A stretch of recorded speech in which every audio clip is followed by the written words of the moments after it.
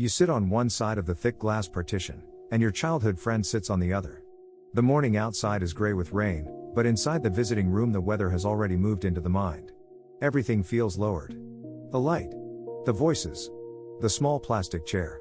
The cheap intercom that makes a human voice sound distant, even when the face is right in front of you. And before a word is spoken clearly, the first impression arrives. This is heavy. This is personal. This man's past is in the room. His sentence is in the room. His choices are in the room. And somewhere beneath your silence, another thought tries to enter with the authority of truth. I am better than him. That is the dangerous moment. Not because his crime should be excused. Not because consequences are unreal. Not because justice is soft. But because the mind can use another person's disgrace as a quick shelter for its own vanity. It can look through the glass and decide that the visible ruin on the other side proves invisible superiority on this side. Epictetus would not let that pass unexamined. The event is simple. You are meeting a friend serving a long sentence. The impression is urgent. The judgment is yours. The assent is yours. The next word through that cheap intercom is yours. The glass separates bodies. It does not separate you from responsibility. The first discipline in that room is not compassion. It is not forgiveness. It is not even deciding what you think of the man across from you. The first discipline is knowing what belongs to you. Because the visiting room is built to confuse that boundary. The glass partition tells you there is separation, but the mind does not always obey architecture. You can look at your childhood friend and feel pulled into every external thing surrounding him. The sentence, the guards, the locked doors, the record, the family shame, the years he will not get back, the people affected by what he did, the version of him you once knew, and the version sitting there now with a phone pressed to his ear. All of that presses on you as if it demands a verdict from your soul. But Epictetus would tell you to slow down. Not everything that touches your attention has a claim on your will. The length of his sentence is not yours to govern. The past is not yours to govern. The public opinion surrounding him is not yours to govern. The fact that rain is falling on the roof and gray light is crawling across the floor is not yours to govern. Even his response to your visit is not yours. He may be ashamed. He may be defensive.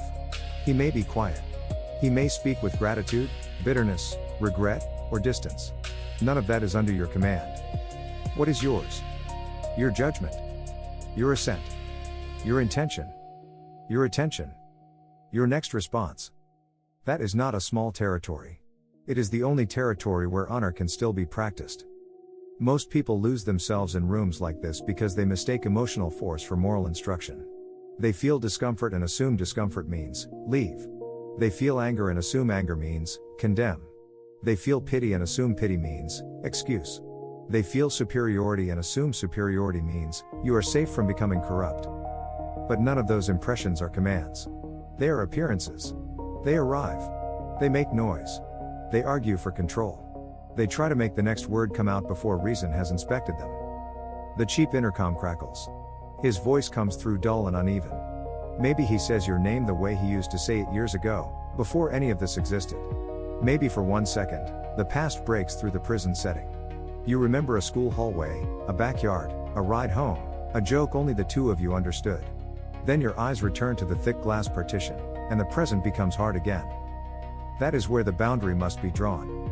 You are not responsible for pretending the past did not happen. You are not responsible for repairing the full damage of another person's choices. You are not responsible for making the conversation clean, warm, or emotionally satisfying.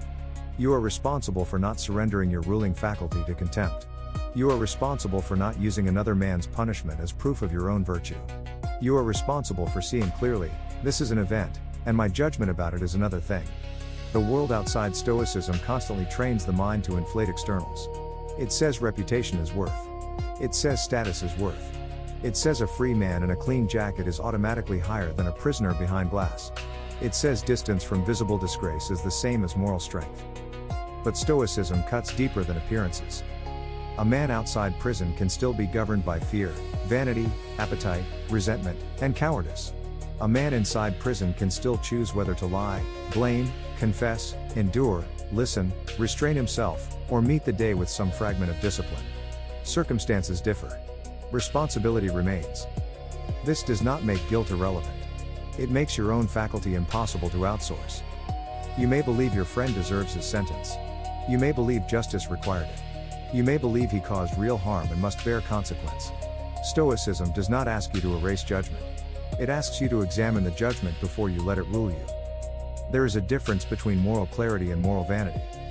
Moral clarity says, a wrong was done. Consequences followed. I will not deny that. Moral vanity says, his fall makes me superior. The first can stand upright. The second is already bending under an external. And in that room, behind that thick glass partition, fear may try to govern more than you realize. Fear says, do not get too close to disgrace. Fear says, protect your image. Fear says, make sure you are not mistaken for someone who excuses him. Fear says, keep the conversation shallow, so you never have to face the uncomfortable fact that human beings are not divided into simple categories of pure and ruined. But fear has no lawful authority over your next action unless you grant it assent. So you sit there. You hold the intercom. You listen. You let the impression appear without letting it seize the throne. You remember that honor is not proven by the distance between you and the condemned. Honor is proven by the quality of your judgment when the condemned is close enough to speak your name. The boundary of control is not a theory in that room. It is the line between being governed by appearances and governing the one thing that was always assigned to you. Your own choice. The mind does not first meet the visiting room as a philosopher. It meets it as a frightened witness. The eyes see the thick glass partition. The ears hear the cheap intercom distort a familiar voice.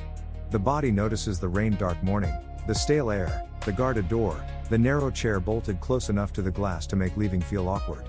Then the first appearance rises with force. This moment is heavy, dangerous, personal, and it must be answered immediately. That is the impression. In Stoic terms, the impression is the thing presented to the mind before you have examined it. It is not yet truth. It is not yet wisdom. It is not yet command. It is simply the first knock at the door. Your friend's face appears behind the glass. The impression says, this is no ordinary conversation. That may be accurate. Then another impression follows, his crime defines him entirely. That requires examination. Then another, because I am not behind the glass, I stand above it. That is where the soul begins to be tested. Epictetus would not ask you to pretend the impression did not arrive. He would ask whether you intend to sign your name beneath it before reason has read the terms. Because assent is the act of agreement. It is the moment the mind says, yes, this appearance is true, and I will now move under its authority. That moment can be fast. So fast you barely notice it. A face hardens. A pause becomes punishment. A question becomes an accusation. A polite answer becomes a performance of superiority. You do not say, I have assented to contempt. You simply let contempt choose the tone of your voice. The intercom crackles, and your friend says something ordinary. Maybe he asks how you have been. Maybe he asks about someone from home. Maybe he looks down before finishing a sentence. The words are simple, but your mind adds a second speech underneath them. He lost the right to speak normally. He should feel smaller. I should not let him forget what he did. Look carefully. Some of those thoughts may borrow the clothing of justice. But their substance may be vanity, fear, or anger. Justice does not require you to inflate yourself. Responsibility does not require contempt. Moral seriousness does not require the pleasure of standing higher than another human being. The event is this: a man serving a long sentence is speaking to you through glass. The judgment is this: his condition proves something about your worth, your safety, your status, or your moral height. Those are not the same thing. And because they are not the same thing, you must separate them. This is the work. An impression has appeared. It says I am superior because he is disgraced. It says I must protect myself by becoming cold. It says I must punish him with my distance. But is that mine to accept? Is that judgment sound? Is it useful to virtue? Does it help me act with justice, courage, moderation, and wisdom? The pause before assent is not weakness. It is command. The untrained mind thinks strength means reacting with force. The Stoic mind knows strength often means refusing to be dragged. You are not dragged by the rain. You are not dragged by the prison walls. You are not dragged by the cheap intercom, the sentence, the history, or the discomfort in your chest. You are dragged only when you hand the reins to an unexamined judgment. And the judgment most in need of examination is often the one that flatters you. I am better than him feels clean. It feels safe. It gives the mind a quick elevation. But Epictetus would ask, better in what sense? Better because your externals look different? Better because your record is cleaner? Better because your disgrace is less visible? None of that proves the ruling faculty is sound. A free body can still serve false judgments. A confined body can still begin to examine them. So the question is not whether your friend's past matters. It does. The question is whether his past will govern your present faculty. When he speaks, you can listen without excusing. You can answer without performing superiority. You can remember the harm without turning memory into arrogance. You can let the glass be glass, not a throne. The impression knocks. The judgment argues. Assent decides whether fear governs the room. Ascesis does not begin after the visit. It begins while the hand is still holding the intercom. The discipline is not waiting for a clean room, a calm mood, a noble setting, or a moment where the facts are easy to arrange. Stoic training happens inside the pressure itself. It happens when the voice is muffled, when the glass is thick, when the rain makes the morning feel heavier than it is, and when the mind would rather escape into an easy judgment. You do not train by imagining yourself wise. You train by catching the exact place where wisdom is about to be abandoned. Here is the practice. First, return to the anchor, the thick glass partition. Do not let it become a symbol of your superiority. Let it become a reminder of separation. There is the event. Here is your judgment. There is his sentence. Here is your assent. There is his past. Here is your next word. The glass is not only between two bodies. It can teach the mind to place a boundary between what appears and what must be accepted. Look at it plainly. Glass. Chair. Intercom. Rain. Voice. That is the external scene. Now name the internal scene. An impression has appeared. It says, this conversation is dangerous to my image. It says, his disgrace gives me height. It says, if I speak with respect, I may seem to excuse him. It says, if I do not harden myself, I am weak. That is the first exercise. Name the impression without obeying it. Most people do the opposite. They obey first, then explain later. They speak sharply and call it honesty. They withdraw and call it principle. They enjoy feeling above someone and call it justice. But the trained mind interrupts the chain before action is handed over to an untested appearance. The second exercise is to ask, what is being inflated? In this room, the mind inflates the external. It inflates the prison. It inflates the sentence. It inflates reputation. It inflates the visible difference between visitor and inmate. It says, because he sits there and I sit here, I possess the higher worth. But worth is not assigned by furniture. Virtue is not proven by which side of the partition holds your body. The ruling faculty is proven by what it chooses under pressure. So you examine the value error. The mind has given an external more authority than examined judgment. It has treated another man's ruined public standing as if it could confirm your own character. That is a mistake. His condition may reveal something about his choices. It does not automatically reveal nobility in yours. The third exercise is restraint in speech. Not silence as punishment. Not softness as evasion. Restraint. Before you answer, let the next sentence pass through a narrow gate. Is it true? Is it necessary? Is it governed?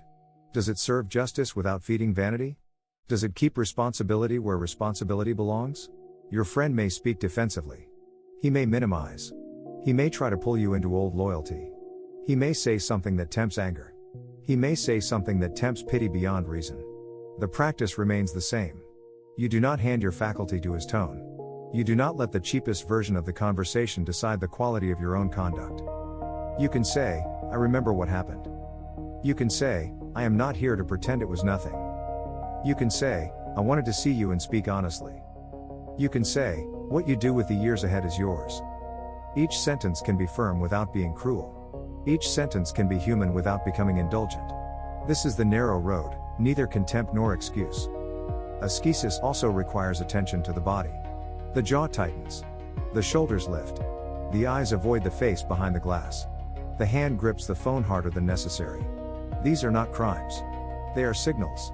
The body announces that the impression is gaining force. Use the signal. Loosen the hand. Return the eyes. Breathe once, not as a performance, but as a pause before assent. The pause is the training ground. In that pause, you recover the only authority that was ever yours. Not authority over the sentence.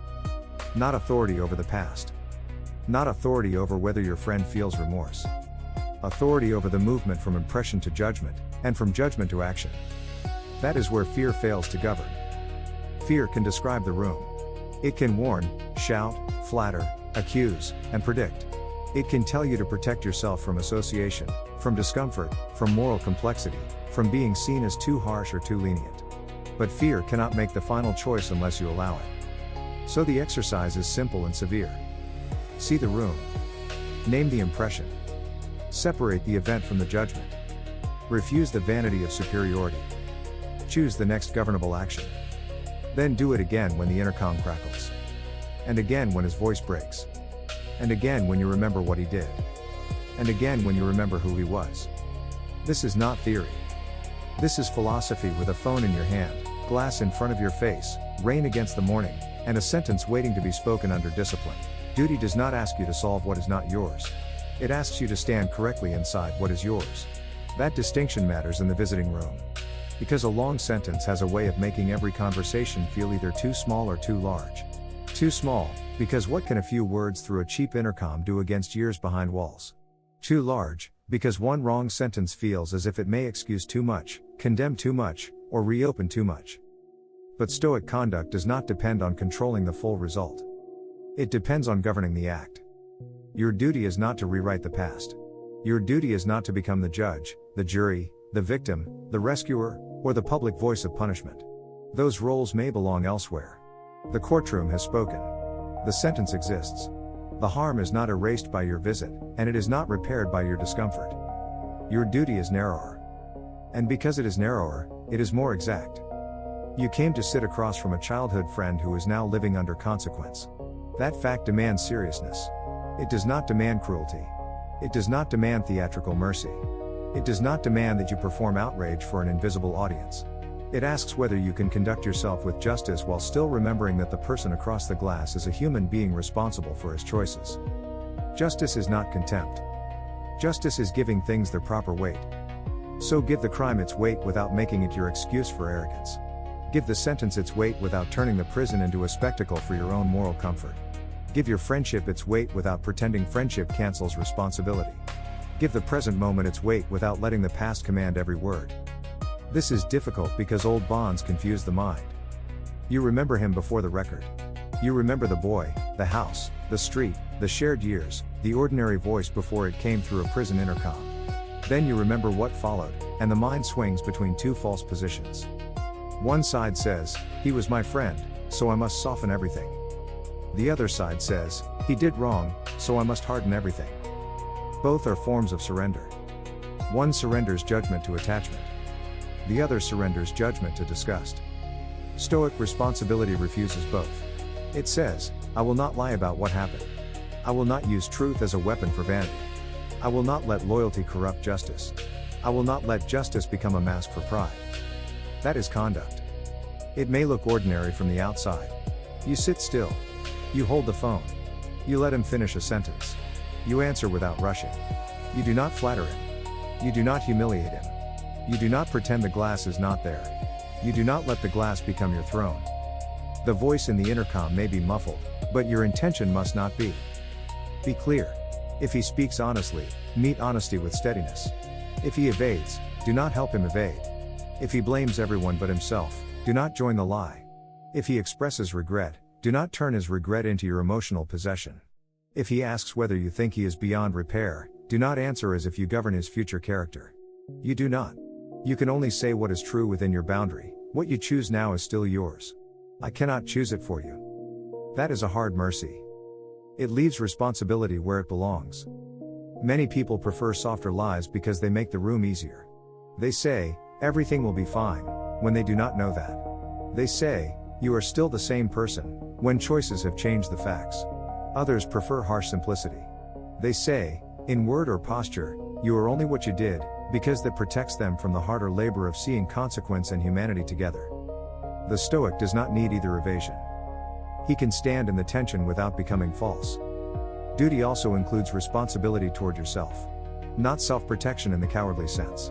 Not the anxious guarding of reputation. But protection of the ruling faculty from corruption. If your visit makes you vain, you have lost ground. If your visit makes you dishonest, you have lost ground. If your visit makes you cruel in the name of justice, you have lost ground. If your visit makes you excuse what should not be excused, you have lost ground. The measure is not whether the conversation feels good. The measure is whether you leave with your judgment more disciplined than when you entered. So when the rain taps against the gray morning outside, and the guard shifts near the door, and the intercom crackles again, return to the simple command: govern the next response. Not the whole life. Not the whole sentence. Not the other man's conscience. The next response. Say what is true. Refuse what is vain. Keep responsibility divided properly. His actions are his. Your assent is yours. And no wall, record, memory, or fear can take that duty from you. Freedom is not proved by which side of the glass you sit on. That is the hard lesson of the visiting room. A man may sit outside the prison and still be chained to fear, reputation, superiority, resentment, and the need to look clean in his own eyes. Another man may sit behind the partition and still face the severe work of telling the truth, bearing consequence, and choosing his next act without excuse. The wall can confine a body. It cannot decide the condition of the ruling faculty. So when the visit ends, do not measure it by whether it felt comfortable. Do not measure it by whether your friend said everything right. Do not measure it by whether the past became easier to carry. Those are not fully yours. Measure it by this: did you keep command of your assent? Did you separate the event from the judgment? Did you refuse to let his disgrace become your vanity? Did you speak with justice without using justice as a weapon for pride? The thick glass partition remains. The rain remains. The sentence remains. The past remains. But you do not have to add one more prison by letting fear govern your judgment. You can leave the room without pretending, without excusing, without condemning for pleasure, and without handing your soul to appearances. That is honor under pressure. Not softness. Not superiority. Not escape. The disciplined choice to govern what is yours when everything external argues for command. Fear cannot govern what judgment refuses to surrender.